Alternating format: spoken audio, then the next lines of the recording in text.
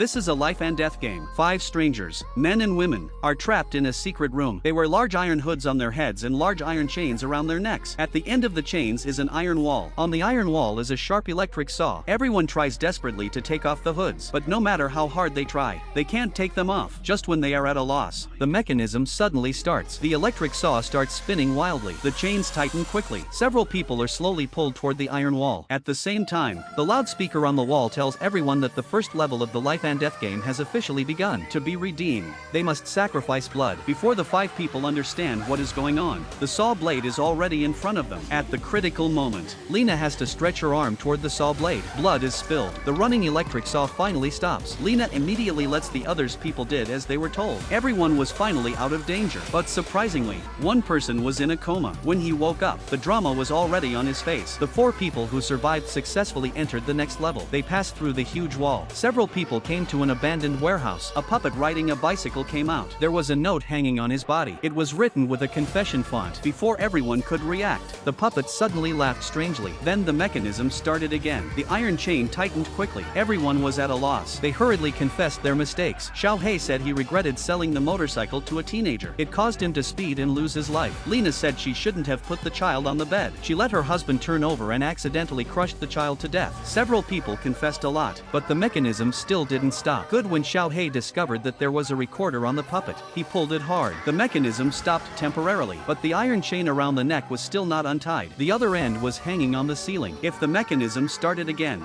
they would be hanged alive. Suddenly, 3 medicines fell from the roof. There were several numbers written on the syringes. It turned out that among the 4 of them, one of them had robbed a passerby. The passerby had an asthma attack while chasing him. The medicine for treatment was in the bag. The robber stole the money but did not return the medicine. Eventually, the passerby died. Among the 3 medicines, 2 were harmless and 1 was highly corrosive sulfuric acid. The number on the bottle hinted at the correct answer. Just as they were busy looking for the answer, the bearded man discovered something wrong with the blonde girl. He concluded that the blonde was the thief. He held the potion and forced her to choose. Looking at the number 353 on the bottle, the blonde was trembling all over because this number was the amount she had robbed. For this little money, she killed a life. Fear made her hesitant. At this moment, the mechanism started again. The iron chain tightened. Several people were instantly suspended in the air. At the critical moment, the bearded man inserted all the potions into the blonde's body. The iron chain finally opened. Several people fell heavily to the ground. The sulfuric acid in the blonde's body took effect instantly. She bled to death on the spot. The remaining 3 people came to a barn. There were 2 doors inside.